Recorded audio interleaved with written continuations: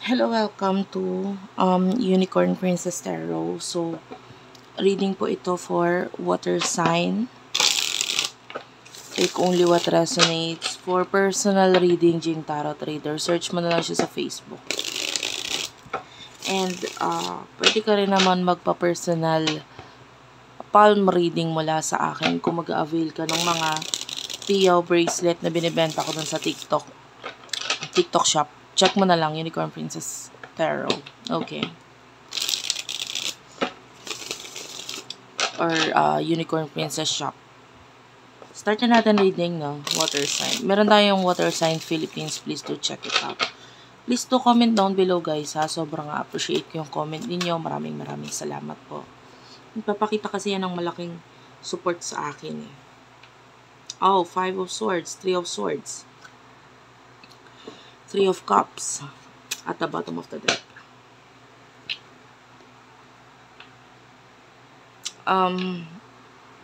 For some of you, pwedeng you're feeling a lot of pain, sakit, or lungkot.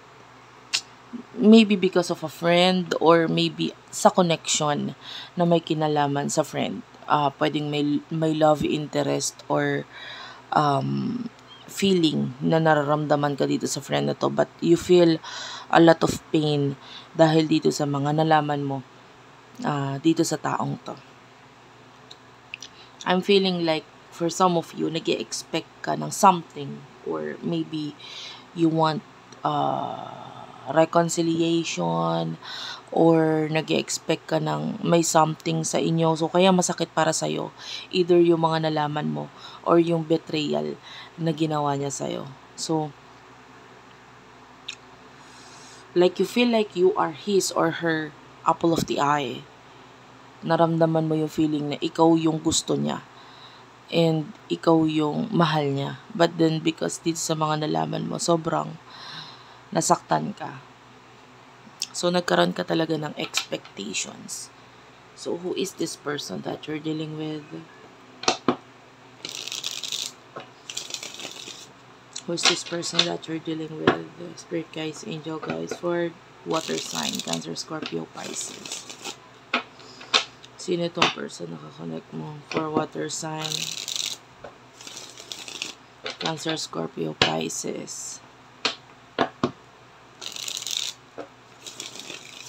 Person na kakonect mo for water sign. You do have here the Judgment.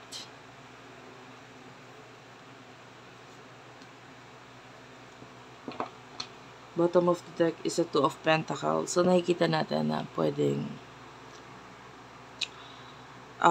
sa ngayon kung ano yung makakapagpasaya or makakapagpaligaya sa kanya. Doon siya nakasunod siya doon. Nagfo-focus siya dito sa mga new beginnings niya. Like maybe new relationships, new connections. And I feel like may mga priority siya ngayon, which is like maybe with the Strength card, Leo energy, yung mga dapat niyang pahalagahan sa ngayon, which is pwedeng may kinalaman to sa career or mga tao or relationship sa buhay niya. So, nandito yung focus itong taong ito. This person is really attracted to you. Pero, sa loob-loob niya parang attracted siya sa iyo, pero hindi niya para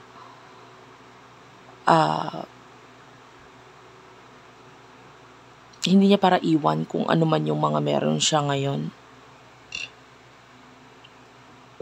So, if you're dealing with a friend, this person sees you as someone very special. Angat ka sa lahat. Like, you do have these qualities na parang you look pretty, babae man o lalaki. So, more on physically. Or kung ano man yung mga meron ka, like maybe money, they see you as someone na mapera, or you do have everything.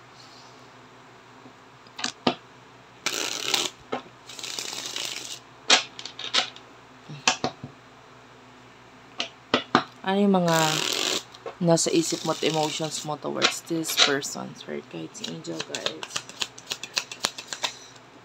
You do have your the Hanged Man and Six of Wands. Page of Wands is here at the bottom of the deck. Ano yung mga nasa isip niya at emotions niya towards you? For water sign, Cancer, Scorpio, Pisces. Ano yung mga nasa isip niya at emotions niya patungkol sa'yo? Six of Pentacles is here. Three of Swords. At the bottom of the deck, you do have here the Nine of Pentacles. So, yung emotion, yung sa isip mo, I feel like you're still waiting. With the Six of Wands, maybe alam mo naman na na-attract siya sa'yo kahit hindi niya sabihin. Maybe you feel, there's this feeling na you still feel na na-attract itong taong ito sa'yo because you shine. You really do shine. And I feel like at least there's communication. So, kung may friend, if you're dealing with a friend na parang may nasaktan ka man sa mga nalaman mo sa kanya, at least nandun pa rin yung communication. Like, maybe part of you, there's acceptance sa kung ano man yung mga pinagdadaanan niya ngayon. Ayaw mo naman kasi maghabol, ayaw mo naman kasi magmukhang dito. Like, ayaw mo naman lumabas na patay ka sa kanya, parang ganun. But, at least there's communication. Masaya ka na dun. But you're still waiting. Emotions ng person that there's a lot of pain with the Three of Swords. With the Six of Pentacles. Nasasaktan siya because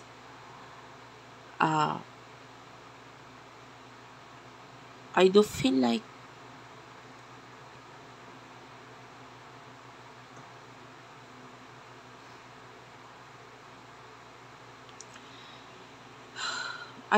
tinitignan kasi niya kung ano yung mga sasabihin ng iba. I would like to clarify this. Why is the Three of Swords here? Why is the Three of Swords here? Four of Swords? Yeah.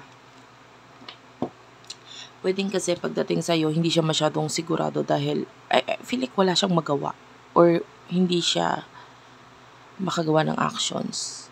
Kasi nakikita niya kung ano yung mga sasabihin ng iba. Okay? But this person likes you. Kung may ka-connection'ng iba ngayon, the same din naman yung pagkakatingin na nakikita niya sa'yo. But it's just that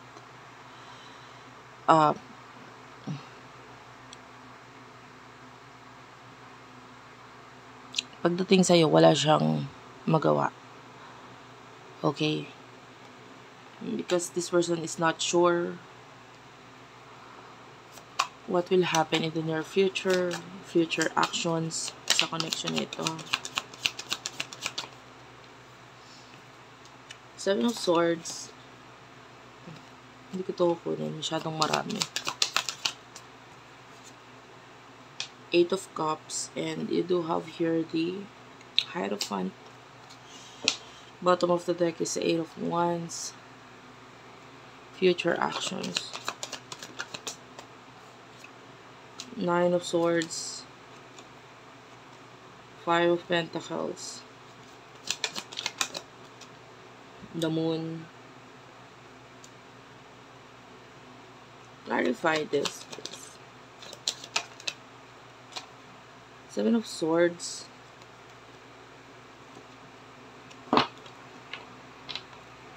You do have here the Seven of Swords and the World. In the near future, kung nasan man yung person na ito, I see this person coming back. And I can see you na parang sinasabihan mo siya or there's this lesson na binabanggit mo sa kanya, like sabi ko naman sa'yo, parang may mga ganun. I can see you giving advice to this person in the future. Kasi I can see na hindi magiging maganda yung connection niya with the person na kakonect niya ngayon. I can see na possible na maraming problema, maraming pagkakagulo. And there's this betrayal or some sort of awakening ang pwedeng malaman or mangyari dito sa person na ito. With the Seven of Swords, I can see this person letting go or, lalo na with the world. Nandito yung paglalet go niya, paglayo or pag-alis sa connection na meron siya ngayon. Because this person, hindi kasi maganda yung mga sinabi sa kanya ng person na kakonect niya. And, like, pinagmukha siyang tanga eh. Pwedeng nagsinungaling yung person na yun sa kanya just to have him or her. And soon, he would or she would, babae man or lalaki, regardless of the gender, no? She would finally malalaman niya kung ano yung totoo. And that would, ito wala talagang second thoughts eh. Aalis na talaga agad tong person. Ito once na malaman niya yung totoo dun sa person na kakonect niya. This person na kakonect niya is being dishonest. Nakikita natin maghahabol pero wala siyang pakialam. And possible na may pag-iwas kang gawin, but let's see kung ano yung advice for you. The advice for you is the Six of Cups. Yeah, this person needs you in the near future. Kailangan ka niya. So with the King of Pentacles, like be there for this person. Diba? Maybe kakagulat mo yung pagbalik niya and you would feel like parang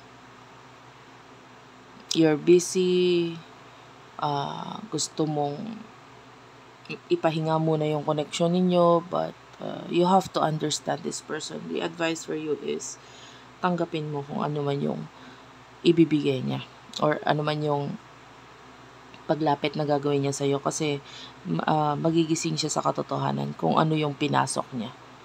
Okay? And ikaw yung kailangan niya in the future.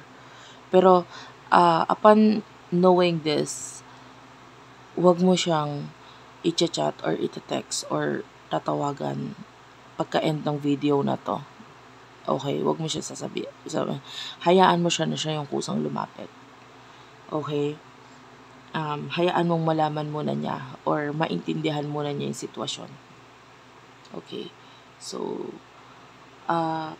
the Ten of Pentacles is here. So, I feel like this person will come back not only because of money, but because alam niya na nagkamali talaga siya ng landas na tinahak. And that, hayaan mo munang maranasan niya yung landas na yon na ma-realize niya na nasa maling landas pala ako. Kasi kapag pinilit mo siya, lalayo at lalayo lang siya eh. Diba? And sasabihin niya na hindi, tama tong aking pinili. But then, hayaan mong ma-realize niya muna yon. And then, babalik itong taong to. Para sabihin na, oo nga, tama ka. Mali nga siya. Mali nga yung napili ko. Mali nga yung landas na tinahak ko. Okay. And, yeah, this person will come back. Thank you for watching. I love you all and bye-bye.